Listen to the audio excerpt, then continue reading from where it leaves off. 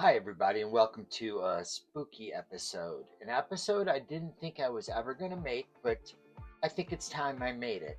So, this is a weird one for me. It's about me and this guy and what he owes me. Because the way I look at it, he still owes me.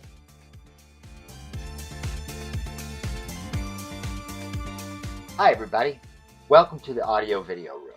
Today's going to be an unboxing. I got this delivered on Saturday and I've been super busy and I haven't had time to open it. And I figured I'll do it on camera. And as I got to thinking about that, it got me thinking about the past.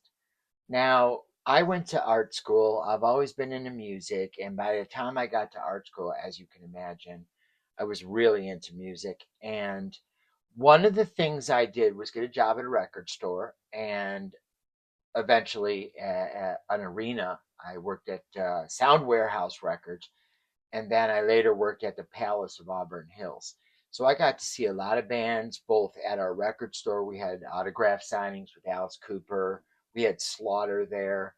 A few bands had swung through there. Rooney was there. So yeah, I was in and around the music scene. I was attending concerts. I was getting backstage passes. I began getting photo passes a little past this stage, but I always took pictures of bands. I had my old trusty 35 millimeter camera and no flashes and drinking at the time. I was 21 when I really started getting into bands and following them around on tours. Eventually, I became a roadie for a band, then roadie for another band, and then got into photography where I photographed bands in and around Detroit, doing album covers for a few even. That being said, this is not about that, but this is about following a band that I loved. This band came out, White Zombie, and I had originally seen them in New York City right as high school ended. Why was I in New York City? Okay, so to rewind, I just went down this huge rabbit hole trying to find photographs and stuff. And one of the things that I was looking for, I just can't find it, is a poster. And it's a poster for an event called New York Nights that happened in New York City in 1988. It was late 1988 because I was a senior and I was taking someone to prom. I had met them on senior trip, long story, and I went to New York to take them to their prom. Funny aside, I still have that prom jacket. It was also my dad's. So I was in New York City in 1988, and I saw some concerts with the girl that I went there to see. And one of them was selling a poster, and I bought that poster. Now, I bought the poster because of the name of the band, and I bought the poster because there was a break dancer on it. I can't find it online. I looked. It was a photograph of the breaker from the movie Beat Street, a Harry Belafonte movie, and I was a huge fan of that movie. Yes, I breakdanced. And yeah, here's proof. So I was there and I saw this concert, and then I went home and I was really getting into rap music at the time. But this band stood out because they weren't that great. In fact, they were more art rock than anything. I didn't know what that meant then, but they were an art rock band, and the band was White Zombie. Now, on the poster, they were the very last band. And I remember buying the poster, seeing another concert. It was multiple bars on multiple nights in New York City in the summertime. And they were on the bottom bill probably because of the name, White Zombie. So it stood out to me because I was a fan of the Bela Lugosi movie White Zombie. Huge fan, as were they, as it turns out. So to make a story short, I met them, and when their progression happened, I followed from Michigan what was going on in New York City. And I remember when their debut album came out, again, I said it's better. And then was the album that actually broke them and put them on the map, which was this album. Now, this album is La Sexorcisto. Now, why am I going on about all this? Because I was here to do an unboxing? Well, I was. So I'll do the unboxing and I'll tell you more about this.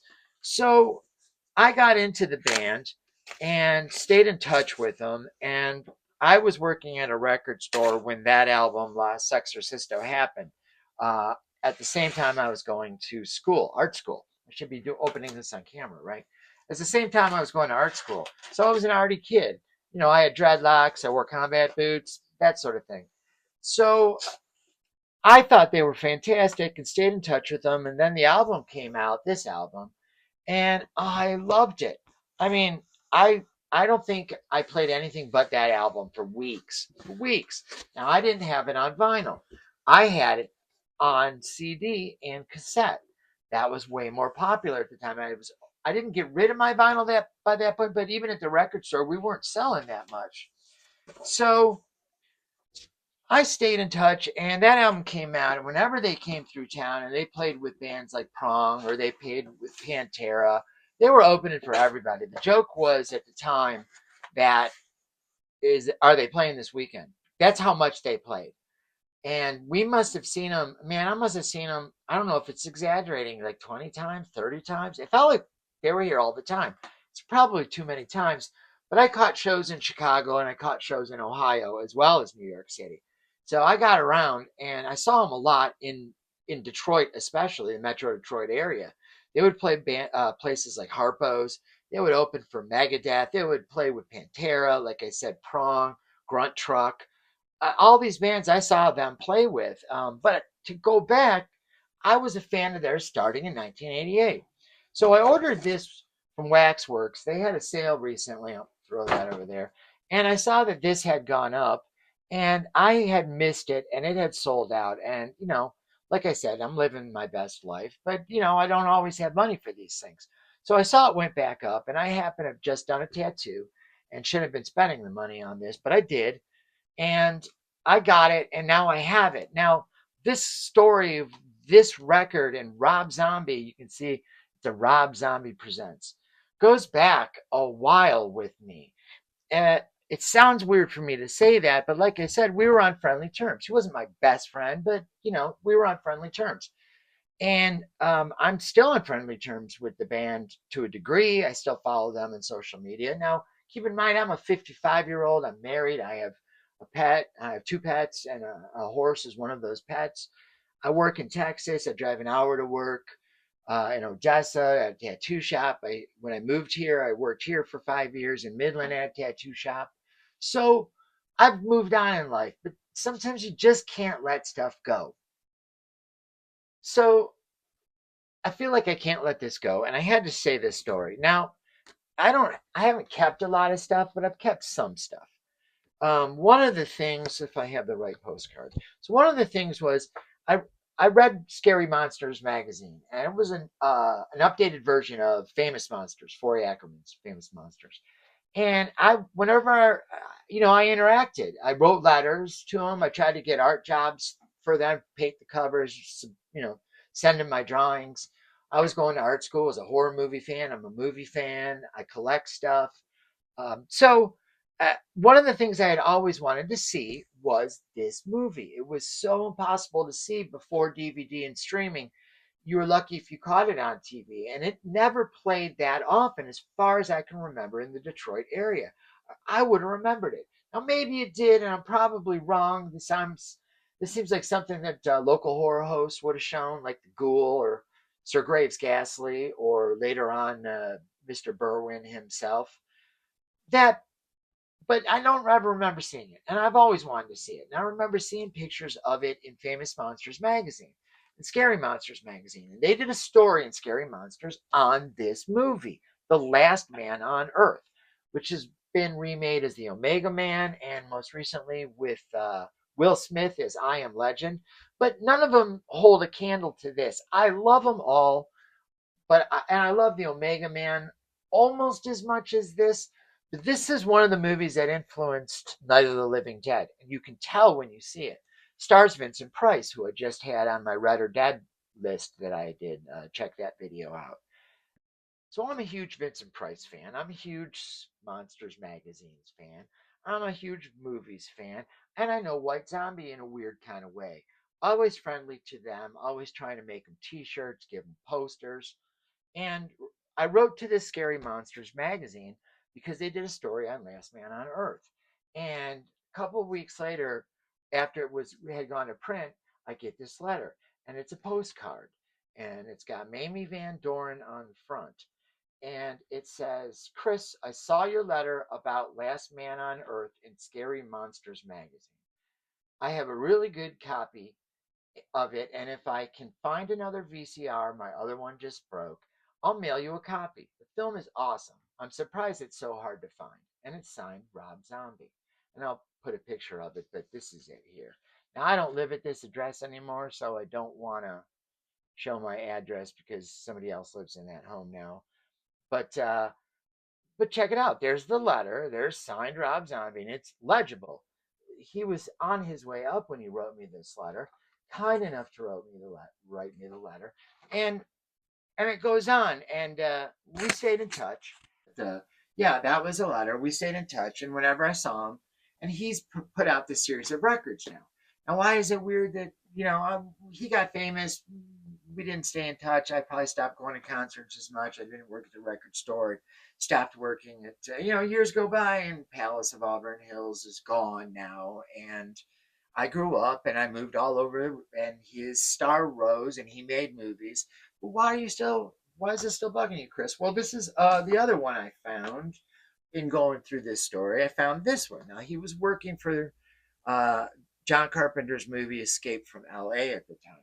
And so I got this before the movie came out, and he sent me this postcard. And I had seen him at some of the stops in Detroit and the other surrounding cities. So yeah, so I can't remember everything of what this is about, but I met somebody. Chris, it was cool to get your letter. So this is on this postcard and this movie had not come out. It was cool to get your letter. Thanks for the autograph. It will make a great addition to the collection. I lost your address, so I never sent the tape. Now, the tape he was going to send me, we had talked about, was this. And we had talked about it a couple more times. And eventually he did send me the video cassette of this movie. So thank you, Rob. You came through with it. And I had never seen it, and I love it to this day. Obviously, I bought this. And I have it on Blu-ray or DVD over there. Now, the thing is, though, we had stayed in touch and we had become friendly, and I would ask him questions and stuff, and he said, things have been super busy, but the tour is over and I've got some time. By the way, the God of Thunder 45 is a bootleg that was only issued on green vinyl as a 12-inch. And there's that. And he's talking about, I had asked him about this record I had found at a record store. Yeah, I went to record stores when I was growing up in Michigan. Big surprise there.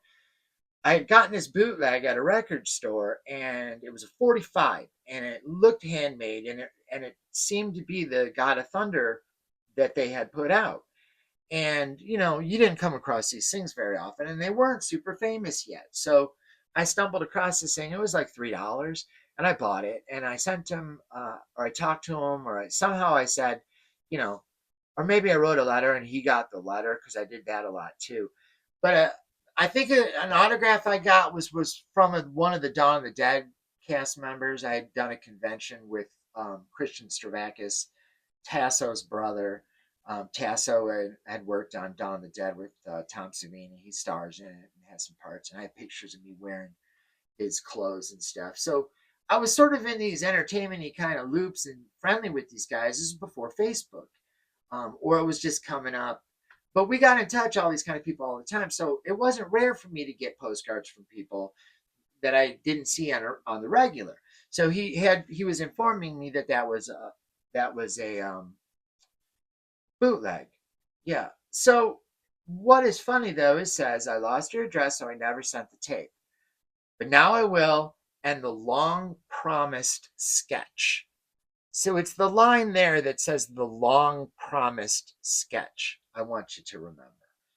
So what had happened was they had continued to be successful. This is me. This is young me. This is 21, 22, 23-year-old Chris. And that's Jay, the guitarist from White Zombie. Jay Younger, super cool guy. And Rob always used to scream from the stage, there's Jay's evil twin, pointing right at me. People would follow me around at the concerts thinking I was in the band. I know it sounds crazy, but it's true.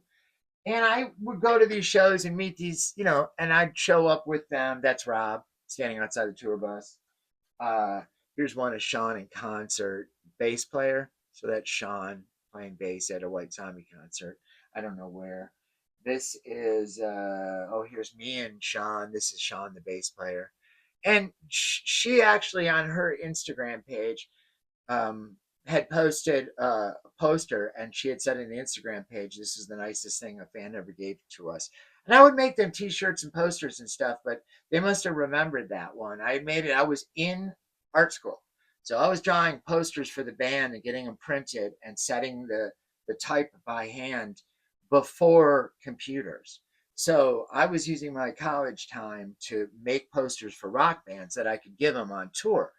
So she posted she still has hers, and when she posted the picture of it, it was awesome because there was a platinum, I believe it was a platinum record for, might have been Astro Creep, and I'm like, that my poster frame is above her, like, holy mackerel, and I'll try to show a picture of that. But it was cool that she remembered, and then Jay the guitarist, this guy Jay pointed out. Oh, here's another picture of Jay. Jay pointed out that he still has his too. Now, this is now, guys. This is 2024. I think that she posted the picture. Now, like, you don't forget your childhood, your teens, your 20s, you're growing up, you're following rock bands. Because I would never imagine it. I'd be too tired to do this right now. I'd love to do it, but there's nothing to do around here and I can't afford it. But this is when I did. And Jay said that he still had his poster, and Sean had her poster. Here's a picture of the man. It's Rob in concert. And you can see I was trying to do a good picture, but I didn't have the gear then. And later on, when I started doing album covers for bands and promotional photos and working for labels and stuff, um, I got better. I got better equipment. But back then it was just like that. I even have these, is unbelievable. And my friend Steve in LA sent me some of these. And this is more hanging out outside the tour bus. There's Sean. And she does graphic design still to this day, designs wallpaper designs and patterns and tapestries and textures. And amazing. Check Sean out on Instagram, and still goes by the same name. It's, Sean from White Zombie. You'll see some White Zombie stuff in the feed, but Sean, and she put out a great book too. I'll show that book. But yeah, here's Rob signing autographs, and it was starting to happen for the band. It was starting to happen for the band. So I followed them around after this album, and I had all their albums. I don't anymore. Like I said, you sell your stuff sometimes, but this is this particular one. This is a music on vinyl repress. This album was originally in '91, so I would have been 2021. A New York City record. My copy is a music on vinyl, and the music on vinyl doesn't have everything the original had. It has this insert, a paper insert. It has a sticker. Music on vinyl. The vinyl is black. Now this is from, originally I said 91, and they came out with a glow in dark record in 91. So in 1991, White Zombie did have Geffen press this on glow in the dark vinyl. That thing goes for anywhere from 300 to 500 bucks. Reviews are mixed on it. Even back then, I was trying to find that glow in the dark vinyl, and my friend Dirk has one. We worked at the record store together, so people got grabby with their hands at the record store. If you ever worked at a record store, you know what that's like. But so I never got one. I never got it on vinyl until this copy. This music on vinyl copy has the Geffen labels on both sides, and it it sounds really good. It's not a loud album. You have to turn it up. This is an album that asks you to crank it and turn it up, as do all their works. But it was their first proper album, and it was mixed and produced by Andy Wallace. So yeah, the record that I got today, the Waxwork, this is a 2024 record, 180 gram vinyl. Right now, you can get it for about anywhere from $60 to $150. because I said it was out of print, and they put some dead stock up, so that's how I grabbed it, which led me to talking about White Zombie. But I followed White Zombie, and this is another music on vinyl. This is Astro Creep. I've continued to follow. I eventually got the. This is a repress for Escape from L.A. The one that was on the postcard that he sent me. This one. So the soundtrack to Escape from L.A. I still follow his career. I haven't ordered his new record. I don't have all of his records, but I have the soundtracks to his films. And this was the Electric Kool-Aid album, Lunar Injection, Kool-Aid, Eclipse, Conspiracy. Try to remember that or say that 3 times. So he kept his theme. He was always that guy. It was his baby. But I loved White Zombie more than I loved anything else at the time. Continued. These are some promo items. This is for when he went solo with Hellbilly Deluxe. I got this at the record store. It's a sticker. And it had his artwork on it. And here's a cassette tape. This is for Hellbilly Deluxe. Unopened still. So never stuck it. I was kind of bummed the more famous he got because, I was a young horror movie guy at the time. I was going to horror movie conventions and meeting rock stars and meeting artists. That's young me wearing a Incredible Melting Man shirt that I made. I would make t-shirts for bands. I was that guy, man. And he promised me a sketch. Now, I wish I had all the other letters because I did have more letters from him. And like I said, he did send me that video. But as the years went on, I never got the sketch. And what the sketch was, I had gone to LA and I had been looking for a poster. Specifically, I was looking for the one sheet to Assault on Precinct 13 by John Carpenter. And I hit up several stores. And I only had so much money. I was young. And I found it. Now, it was expensive and I could have bought it, but I didn't because they did have another poster. And talking to Rob over the years, I had said, and he had mentioned to me that he had always wanted a zombie poster for Dawn of the Dead, retitled Zombie, in the UK, where Dario Argento had some input because he co-financed Dawn of the Dead. So he wanted the European poster that said Zombie, because that's his stage name that he's taken. And he loves Dawn of the Dead, if you know anything about the man. So, yeah. So I bought him that poster. I didn't buy Assault on Precinct 13. To this day, I look and I found it a few times. It just keeps going up, just like all the original soundtracks I used to have. And I want again. They keep going up. But I have bought these other albums. I'm supporting, and why? Because I love the music. I really do love the music. And I love this movie. But the thing was, I bought him that poster and didn't buy my poster. And when I saw him in Detroit and Sherry came to the door, I had not known Sherry at that time. I didn't know he and Sean had broken up. And he was dating the bassers. They created the band together. But he had now was dating Sherry. And he had told me, he's like, I met her on the tour, and obviously that's his muse. But I had never met her. And here comes this, super cute blonde. I remember she had penny loafers on, and she was carrying a Spooky World bag, which was a haunted house in Ohio. One of the coolest, biggest. Was year round, if I remember. Spooky World. That was the deal. That was the hook. That was year round. So she had a Spooky World bag, and she goes, Rob told me to come get you, so we'll take you to him. So I go inside the venue. This is after the concert, and I go, yeah, because I had to go get the poster. So I went back to my car to get the poster, and then went back after the show was over. So she let me in, and we go see Rob, and we said pleasantries. And I was like, here, man, I got you this. I know you were looking for it. And he's like, holy mackerel. And I was like, yeah, like, imagine that. I'm like, but here's the thing. I really wanted to get this Assault on Precinct 13 poster, and I was going to college. I couldn't swing it. I just couldn't swing it. Didn't have the cash. So I got you this, and I got something else that wasn't as cool. I don't remember what that was exactly, but it was something horror adjacent. One sheet.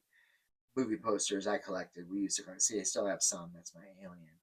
And yeah, and I said, so here's the deal.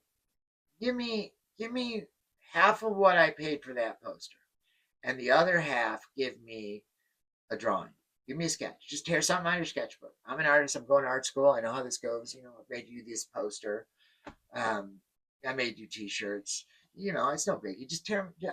I know you're going to be famous, and I really want this for my collection. I'm just that guy, and I'd really love a sketch. Doesn't have to be famous. And he's like, so he said, no, let me draw one for you. Let me make it for you, Chris. Let me. I appreciate you doing this, going on the show, support, talking about me in magazines because I wrote about him in Scary Monsters magazine, and I wrote about the band saying the reason why he sent me this letter was, and he saw it in Monsters magazine, Scary Monsters magazine, Last Man on Earth, was because I said the band White Zombie has a song about Last Man on Earth. It's on their album that they were out promoting at the time, which was the first album. That is a song called I Am Legend. And I said, so White Zombie, trying to help promote them, has a song, I Am Legend, that's based on The Last Man on Earth and I Am Legend by Richard Matheson. That was also The Omega Man and also I Am Legend with Will Smith that they're making a sequel to apparently now again. So I was always trying to hype these guys, and I was a fan and a friend, I'd like to think. So he kept, every time I saw him, I'd be like, one time I remember I gave him a Dawn of the Dead hat, and I was like, here, I found this. It was found it at Suncoast. It was like, $10, so I got it for you. I got one for myself too. But no sketch, huh? No sketch, no sketch. And I kept saying, where's the sketch? And I didn't want to badger the man, but it came to a head years later when my buddy was managing Anthrax. And Anthrax was trying to hook up, they were trying to do a tour together, Anthrax and Rob Zombie, now solo. And I said to my friend, when you're done, hand me the phone. So he does. And I said, hey man, where's the sketch? Apparently it struck a nerve. Apparently now he was really famous and it really pissed him off. And he knew who he was talking to and he knew what the sketch was.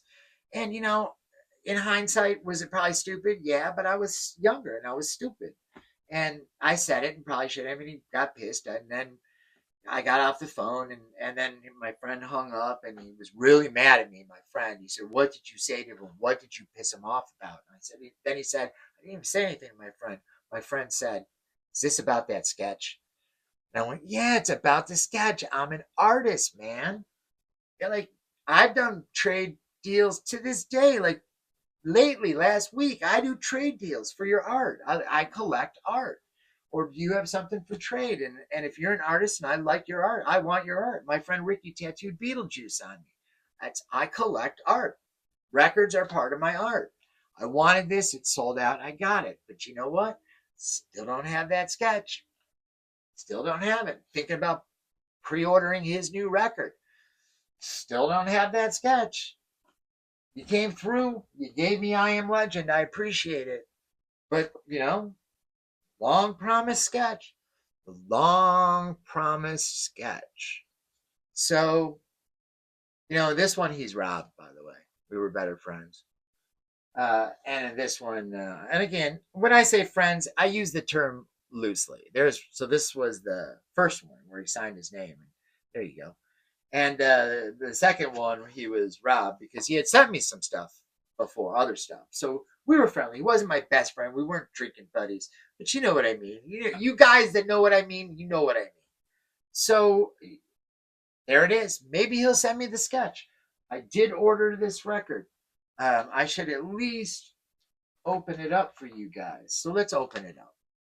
Okay, I got my Exacto. So there's the back of it. This is waxwork. It was a long story, huh? I know, I'm sorry. Got a hype sticker available the first time, neon green and yellow. Booklet with exclusive interview by Rob Zombie, Victoria Price, artwork by Graham Humphreys. And if you guys know Graham Humphreys, he's awesome. And right there at the top, Mr. Rob Zombie presents. On the back, we've got some credits from Orion, MGM, Waxwork. There's also a Vincent Price icon because his estate must have had to agree to this. MGM because of the rights. Orion probably held rights at another time as well. Rob Zombie. So everybody has their little icon. We've got some credits. American International Picture, Last Man on Earth. This is a great movie. If you've never seen it, do yourself a solid. It's easy to find now. You can find it on the old tube. It's a double. So it's got 1, 2, 3, 4 sides. we're going to open it up because it does have some sort of swagger going on in it. I should open this all the way and open up the gatefold just because I'm that guy. I keep the shrink on and I feel like I should, but I'm not gonna. I'll show you the gatefold and an insert. That's the gatefold. See it right there? Okay, so that's gatefold. Does have an insert. Insert, more artwork by Graham Humphreys. There is the front.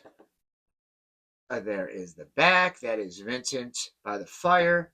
These are fantastic. There's some garlic, some zombie. Interview with Victoria Price by Rob Zombie. How about that? So you've got an insert, and this is the interview with Victoria Price. Pretty cool. Pretty cool. Last Man on Earth was inspired by the 1954 novel I Am Legend by Richard Matheson. Wonderful film. Had to have the soundtrack. I wouldn't feel right. I do have the soundtrack to Omega Man. It is on this splatter green vinyl. Now, I haven't cleaned these, of course, but I do have the soundtrack on reel to reel. So the soundtrack was originally only available on the Laserdisc. I did have that, and on one of the other tracks where sometimes they had commentaries, they had one or two tracks they could put things on. And this score was on the Laserdisc, the original Laserdisc that came out in special edition. And there is the zombie head side, the girl in the film, if you know the film. It's got that custom label. Now I will be putting these in the ultrasonic before I play them. So this is the second disc. Is it the second disc? Side A. No, that was the second disc. This is the first disc. Also splatter. And this one has Vincent. So Vincent on the first one. And then the girl he finds. I won't give the story away if you've never seen it on the other side. Because just like if you've seen the version with Charlton Heston, Omega Man, or if you've seen the Will Smith version, the girl, the woman that he meets in those films plays a vital part. So, yeah, that's my story.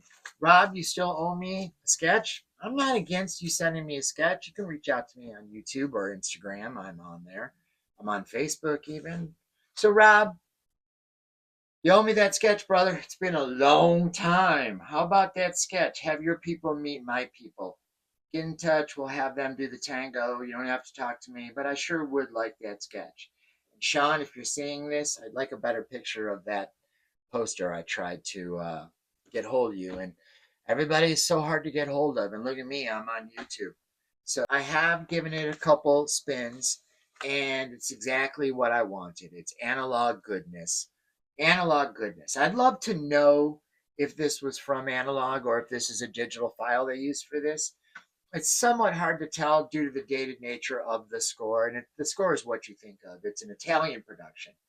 And so the fact that it's of the 60s, 64, it's hard to say. You know, music by Paul Sawtelle and Bert Schefter. It sounds like they had a small orchestra, and it was a small budget for a small budgeted movie.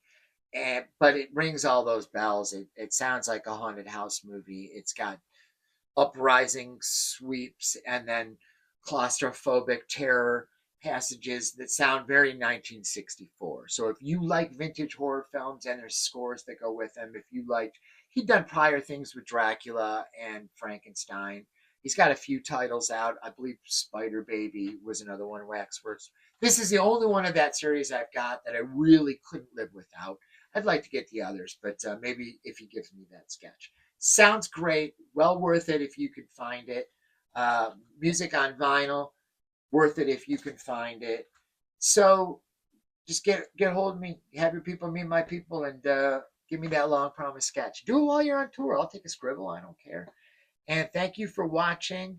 I'd like everybody to like and subscribe. I'm trying to get to that 500 number. Help me by doing that. Like and share. And we will see you next time here at the AV Room.